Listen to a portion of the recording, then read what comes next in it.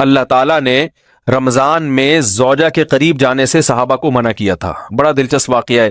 رمضان کی راتوں میں بھی زوجہ کے قریب جانے سے منع کیا تھا. ایک صحابی تھے، وہ رات میں کہیں چلے گئے. اب بڑے پریشان ہوئے، رسول اللہ صلی اللہ علیہ وسلم کے پاس آئے، عرض کیا یا رسول اللہ مجھ سے غلطی ہوئی، رمضان کی رات میں میں نے اپنی زوجہ کے قریب چلا. آپ نے فرمایا کیوں؟ وہ بڑا دلچسپ سا واقعہ ہے، بس بظاہر تھوڑا حیا کے خلاف بھی ہے لیکن اتنا بھی نہیں ہے. وہ کہہ رہے میری زوجہ کہیں پانی بھرنے کے لیے جا رہی تھی، ان کی پنڈلی کھلی تو میری نظر بیوی کی پنڈلی پر پڑی اور میں بس پاگل ہو گیا بیوی کے عشق میں. میں یہ اس لیے بیان کر رہا ہوں کہ جو لوگ نظر کی حفاظت کرتے ہیں وہ بیوی کے عشق میں پاگل ہوتے ہیں. جو دن رات انٹرنیٹ پر پنڈلیاں دیکھتے رہتے ہیں انہیں بیوی کی پنڈلی بھی کیا شکل بھی اچھی نہیں لگتی ان کو. بد نظری کا یہ عذاب ہے، وبال ہے کہ جو اللہ نے گھر میں آپ کے لیے بٹھائی ہے وہ آپ کو اچھی نہیں لگے گی. تو نظر کی حفاظت کیا کرو، اس سے آپ کو اپنی بیوی سے عشق ہوگا، محبت ہوگی. بات آ رہی ہے سمجھ میں؟ تو اب دیکھو کیسا روزے کی حالت ہے. رمضان میں پابندی ہے، اسلام میں حکم تھا جو رمضان میں بیوی سے ہم بستری کرے گا 60 روزے لگاتار رکھنے پڑیں گے. کتنا بڑا جرم، لیکن صحابی سے برداشت نہیں ہوا. صرف زوجہ کے پاؤں پہ نظر پڑی ہے تو وہ کیسے بیوی سے محبت کرتے ہوں گے، اور وہ بیوی کے بغیر رہ سکتے ہوں گے.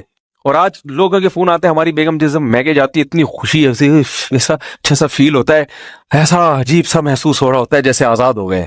تو میں کہتا ہوں ظاہر ہے اب تمہیں موقع مل گیا کنڈی لگانے کا، ٹھیک ہے نا، اور آنکھ مٹکے کرنے کا، تو خوش تو ہوگے.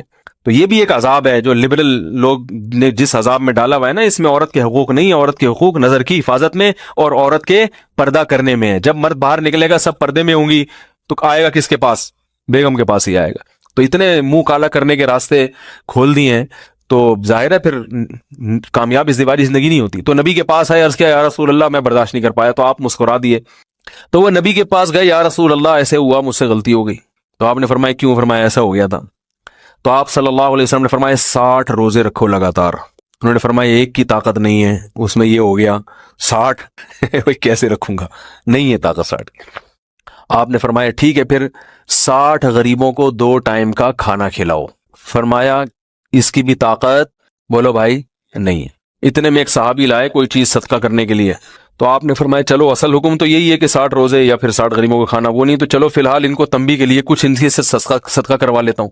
فرمایا چلو یہ فلاں خیرات کی ایک چیز لے کر آئے ہیں، تم یہ لے کے غریبوں میں بانٹ دو. انہوں نے فرمایا مجھ سے زیادہ غریب پورے مدینہ میں بھائی کوئی بھی نہیں. آپ صلی اللہ علیہ وسلم مسکرانے لگے، فرمایا جاؤ کھاؤ اور بچوں کو کھلاؤ. اور بھائی غلطی بھی ہوئی اور گھر میں راشن بھی آ گیا.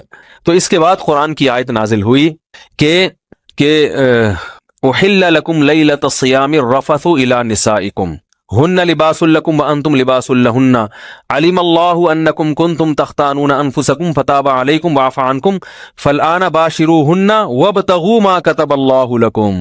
فرمایا اللہ کو بتایا کہ تم اس حکم پر عمل نہیں کر سکتے، لہٰذا رمضان کی راتوں میں تمہیں اپنی بیوی کے پاس جانے کی اجازت ہے، لہذا ان کے پاس جایا کرو اور اس اولاد کو تلاش کرو جو اللہ نے تمہارے مقدر میں لکھ دی ہے. قرآن جہاں بھی بیوی سے ریلیشن قائم کرنے کی بات کرتا ہے اولاد کا ذکر لازمی کرتا ہے، یعنی تلاش کرو اس اولاد کو جو اللہ نے تمہارے لیے لکھ دی ہے. ما کتب اللہ لکم، ما کتب اللہ علیکم نہیں ہے. علا کا مطلب تمہارے خلاف، لکم کا مطلب تمہارے فائدے کے لیے. لام عربی میں نفع کے لیے آتا ہے، علا عربی میں ضرر اور نقصان کے لیے آتا ہے. فرمایا یہ نہیں کہ اس اولاد کو تلاش کرو جو بطور پینلٹی کے اللہ نے تمہارے متھے لگا دی ہے، جو اللہ نے تمہارے فائدے کے لیے لکھ دی ہے. اس سے پتہ چلتا ہے اسلام اولاد کی کثرت پہ کس قدر حریص ہے. بات آ رہی ہے اور بھی اس بارے میں آیتیں ہیں قرآن مجید کی، مگر میں اب زیادہ تفصیل میں نہیں جاؤں گا. کچھ آیتیں رہ گئی ہیں، کچھ احادیث رہ گئی ہیں، تو وہ انشاءاللہ پھر